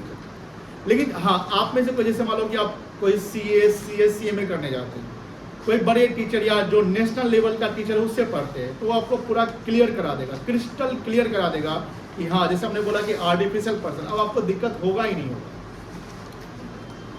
पूछा जाए कि बैंक क्या होता है, बताओ बैंक कौन अकाउंट है, क्या बोलिएगा? फट से आर्टिफिशियल, मुंह पर रखा हुआ है आर्टिफिशियल बोल दीजिए। बीजेपी कौन सा अकाउंट है? कांग्रेस, आम आदमी, एकेडमी ऑफ कॉमर्स, बस निप्पू सर, जो ऑर्गेनाइजेशन है, सिंपल है ना। अब बात होती है कि नेचुरल, ये तो फट से बोल दीजिएगा। इसमें 3 कीवर्ड क्या था? नेचुरल, जिसको गॉड ने क्रिएट किया। बोलेगा सर खजूर का पेड़, वो तो गॉड ने क्रिएट किया। हाँ देखिए, वो अकाउंट में क्या उसका उसके साथ लेकर चलेगा खजूर के पेड़ के साथ, नहीं कर सकते ना। तो वो नेचुरल साइंस वाले टर्म में यूज हो जाएगा, है ना। अकाउंट्स में वो जो पेड़ पौधा है उसको नहीं, गाय भैंस नहीं, गाय भैंस को दिया पैसा नहीं ना। लेकिन हाँ, जो इंसान जिसका इंसान के साथ आपका ट्रांजेक्शन हो रहा है। जैसे रहीम मेरा क्रेडिटर है, रोशन मेरा डेटर है, तो वो इंसान नेचुरल पर्सन है। आप रोहन अकाउंट लिखोगे, रहीम अकाउंट, सभी कहीं पर हमने एक अकाउंट लिखा था ना, जैसे हाँ ये रमन अकाउंट है, रमन अकाउंट बोला हाँ। ये रमन अकाउंट जो है ये कौन सा अकाउंट कहलाएगा बताइए? नेचुरल। पर्सनल अकाउंट में तो आ जाएगा। पर्सनल में कितने पार्ट, कौन कौन सा? रिप्रेजेंटेटिव। तो आर्टिफिशियल समझ गए। नेचुरल में कोई भी इंसान, नेचुरल पर्सन, जैसे रौनक, रमन, सोहन, सलीम, सीता, गीता, सलमान, मतलब और भी कोई। समझ गए? कोई दिक्कत नहीं है, नेचुरल समझ गए। जैसे मान लो गुड्स परचेज फ्रॉम सलीम, इसमें सलीम कौन सा अकाउंट आएगा? नेचुरल। अब एक सवाल और देखते हैं, जवाब देंगे। Goods purchase from Reliance Industries limited, बताओ रिलायंस इंडस्ट्रीज कौन है? अगर किसी इंसान का नाम लिख दिया कि हमने रमन से खरीदा तो हो गया, नेचुरल में आ जाएगा। लेकिन लिख दिया रमन हार्डवेयर स्टोर, दुकान का नाम है रमन हार्डवेयर स्टोर, ऐसा लिख दिया तो रमन हार्डवेयर स्टोर क्या नेचुरल आएगा कि आर्टिफिशियल आएगा? आर्टिफिशियल आएगा। इवन तो रमन लिखा हुआ है, ऐसा नहीं कि हमेशा रमन लिखा हुआ है तो नेचुरल मान लो। अरे भाई देखो पहले वो बिजनेस का नाम लिखा हुआ है क्या? कभी कोई किसी के नाम से दुकान नहीं रहता है। जैसे मान लो अभी कोचिंग के बिल्डिंग में देखो आस्था ब्यूटी पार्लर कुछ दिख रहा है, तो आस्था ब्यूटी पार्लर क्या आएगा? बहुत अच्छा जवाब, क्या आएगा? समझ गए ना? अब आता है थर्ड, रिप्रेजेंटेटिव बड़ा इंपॉर्टेंट वर्ड, रिप्रेजेंट करना। आइए यश इधर आइए। जैसे यश हमारा एम्प्लॉय था, एम्प्लॉय है। अब यश को हमने 25,000 रुपया दिया था, कितना दिया था?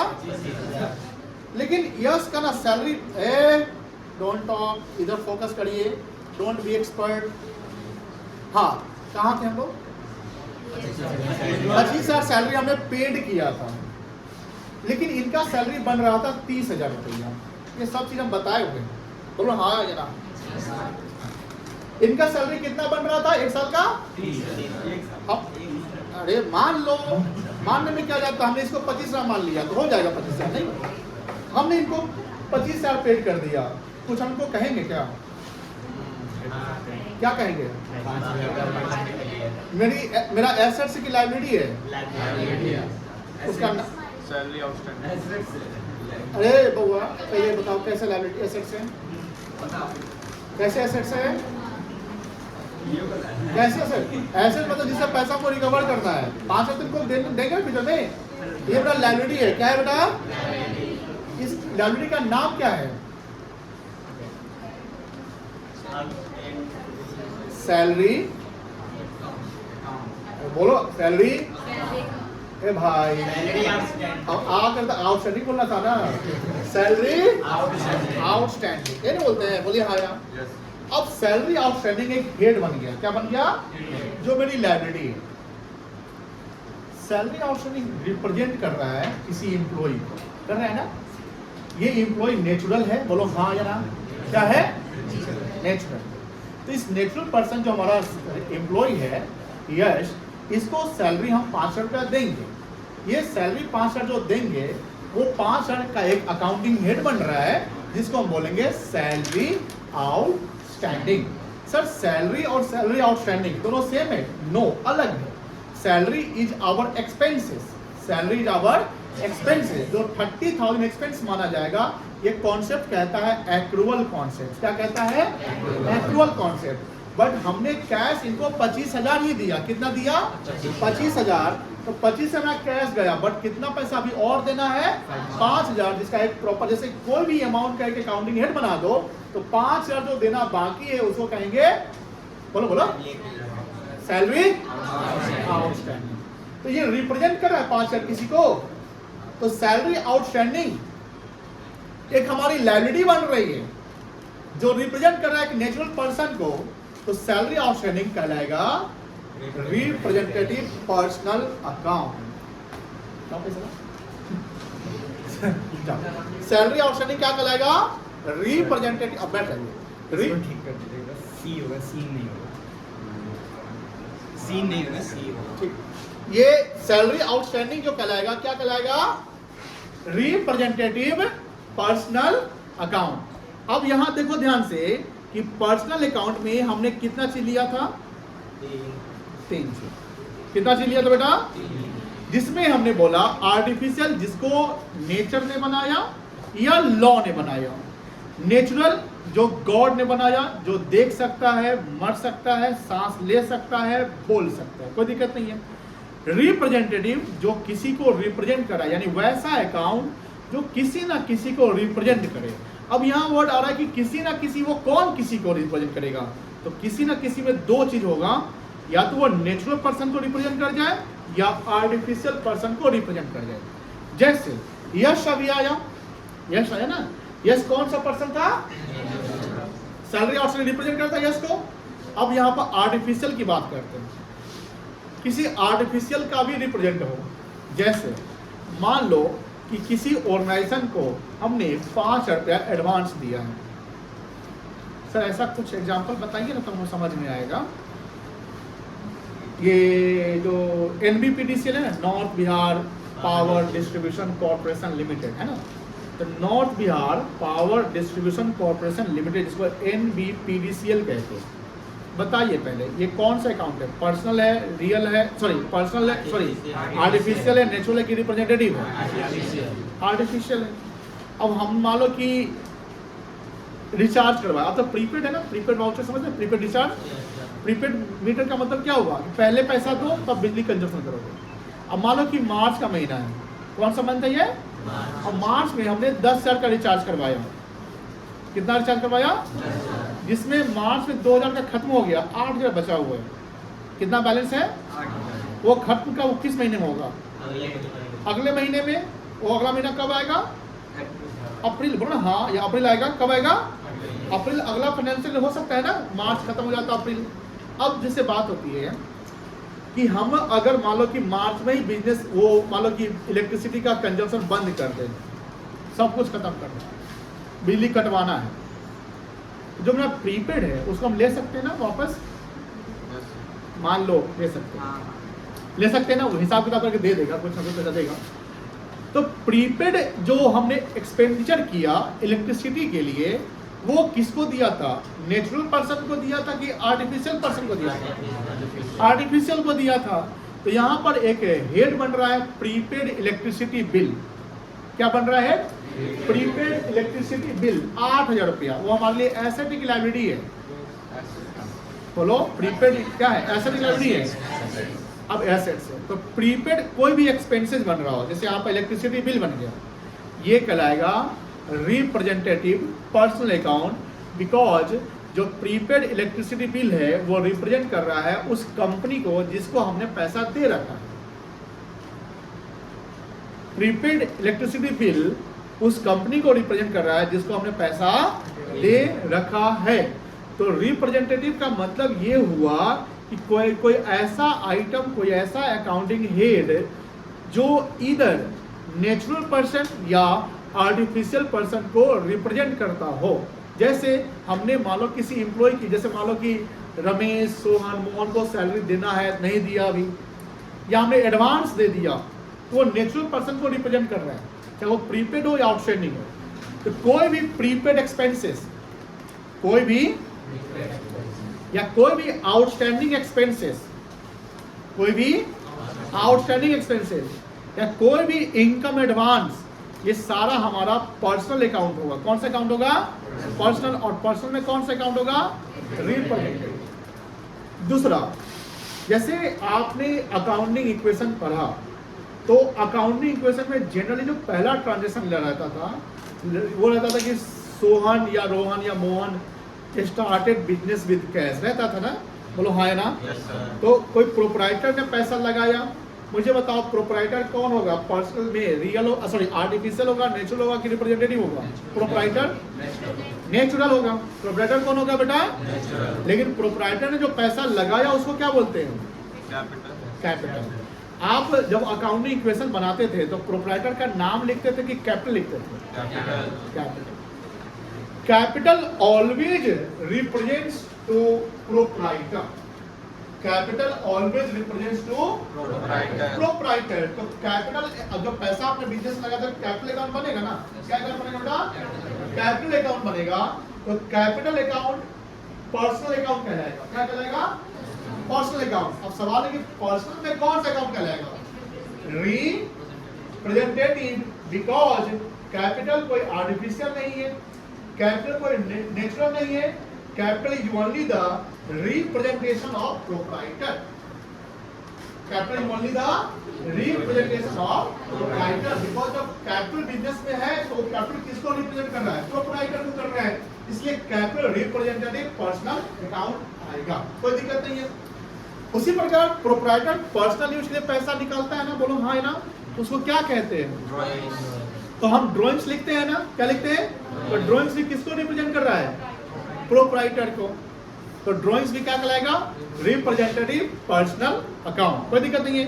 जब हम बैंक से लोन लेते हैं, बैंक लोन लिखा रहता है या एसबीआई बैंक लोन लिखा हुआ है, तो एसबीआई बैंक लोन में वो रिप्रेजेंट बैंक को कर रहा है ना कि बैंक ने या लोन दिया, तो बैंक लोन भी क्या कहलाएगा आपका? रिप्रेजेंटेटिव पर्सनल अकाउंट, कोई दिक्कत नहीं है। क्लियर है?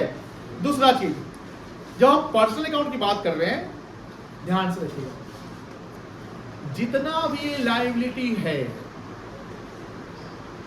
बोलो,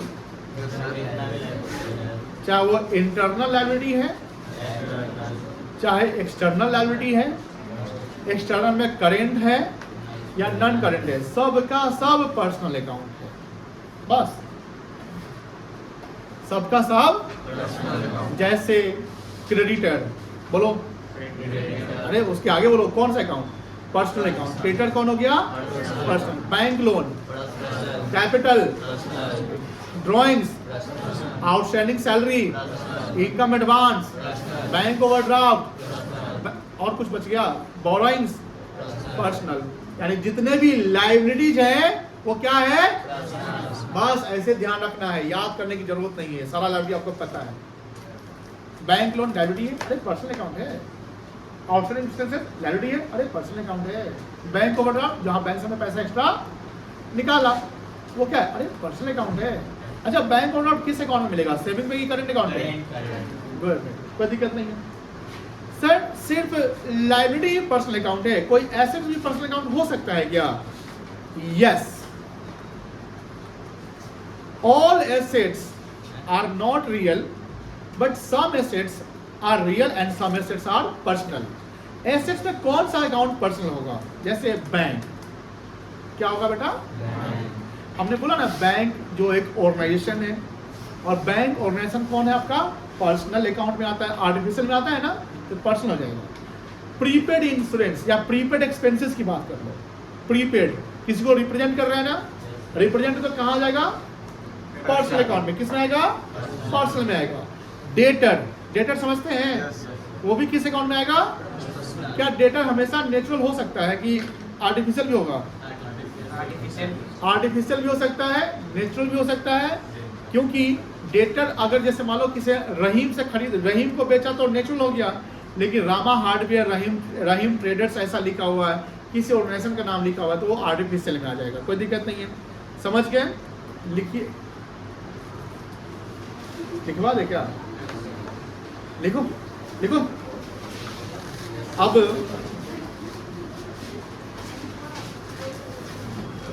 इसी को आगे कंटिन्यू करता है, इसी को खत्म करो। सम एग्जांपल्स ऑफ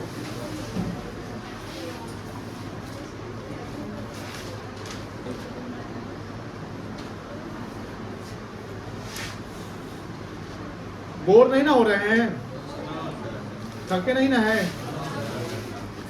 तो तुम लोग हो जो इतना अच्छा से करते हो। 12th वाले बोलते सर हो गया।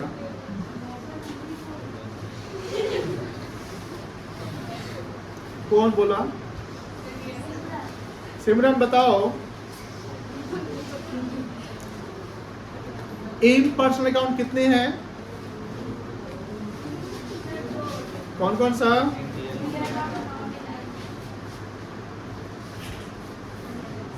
लिखो।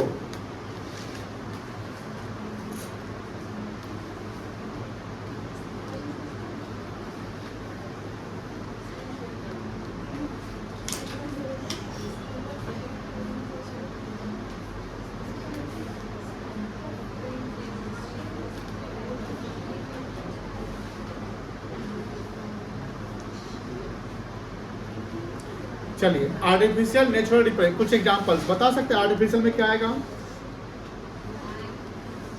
ऑल टाइप्स ऑफ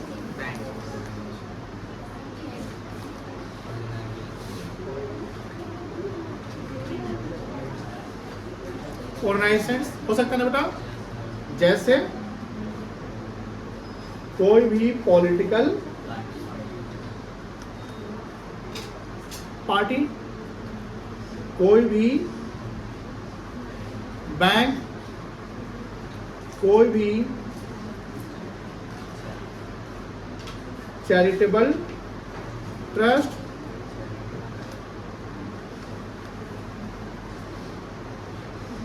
कोई भी रिलीजियस ट्रस्ट, कोई भी एनजीओ, एनजीओ का full form non government organisation,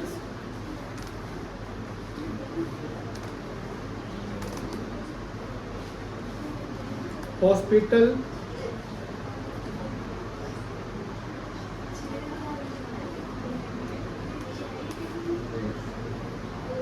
university, RBI, SEBI, LIC या कोई भी कंपनी, कंपनी समझते हैं ना, कोई भी फर्म, कोई भी प्रकार का एलएलपी एक्सेट्रा।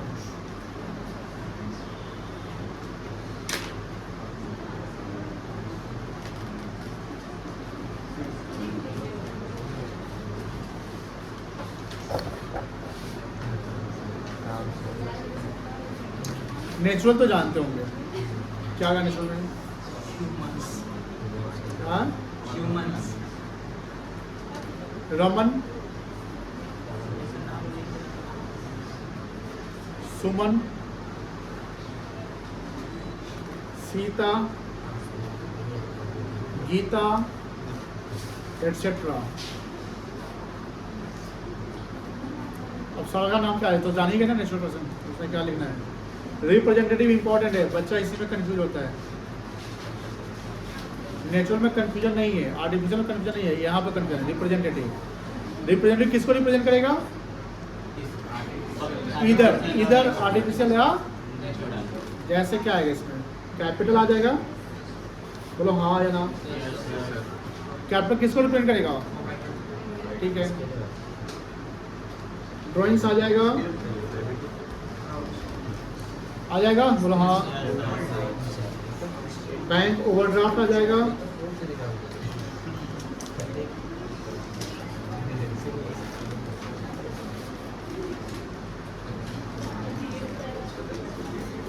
बैंक लोन आ जाएगा,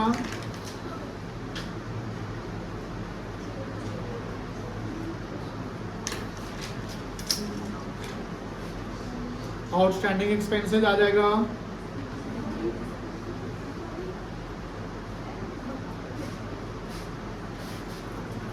प्रीपेड एक्सपेंसेस आ जाएगा,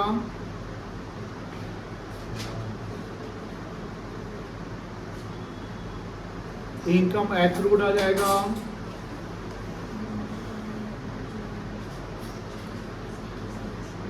इनकम एडवांस आ जाएगा,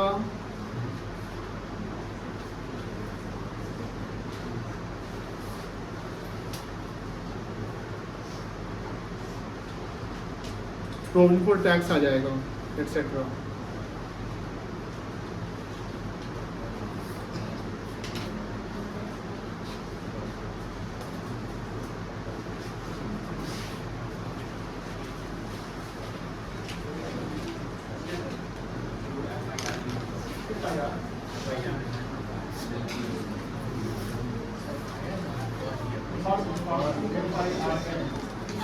मतलब बिजनेस को फॉर्म करते, कोई एंटिटी को फॉर्म करते, पार्टनरशिप बिजनेस को फॉर्म करते हैं। ये तो लोग कैसे मार दिया है?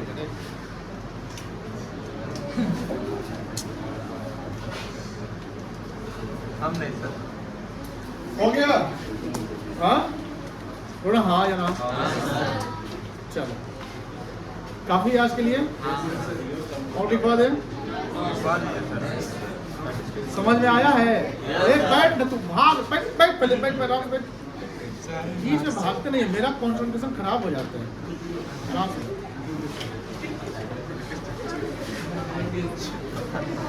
घबरा जाता है, मामला घबरा जाता है, टीचर पढ़ा रहा है अभी भाग रहा है। चलिए, सबके लिए ये नियम अप्लाई होता है, जब पढ़ाते रहे तो भागना मत, ठीक है ना। कॉल उल आया तो उसको दबा देना, रिसीव नहीं करना ना, क्लास के बाहर चल जाना। कुछ बच्चा को देखते हैं कॉल आया सीधा सर से निकल गए, कुछ वो नहीं करता, सर जाए।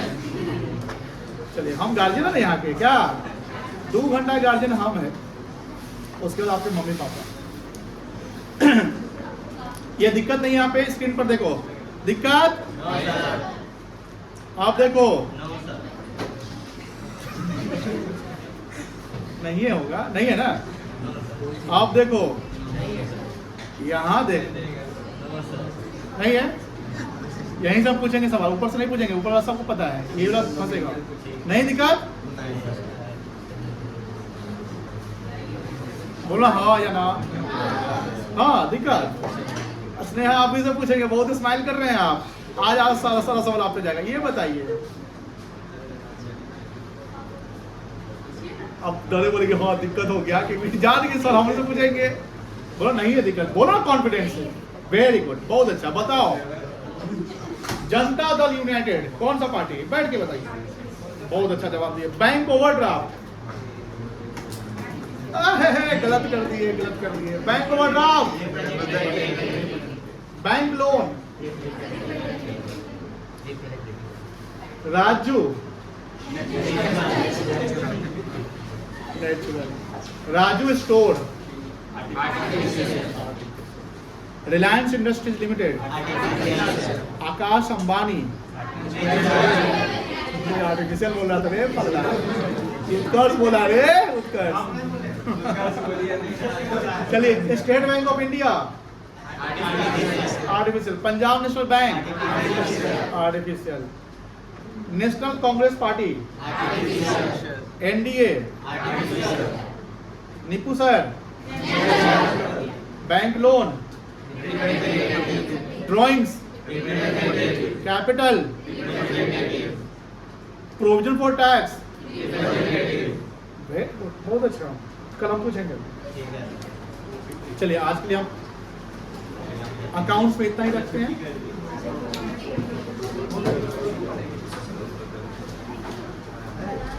छुट्टी करवा कर दे क्या?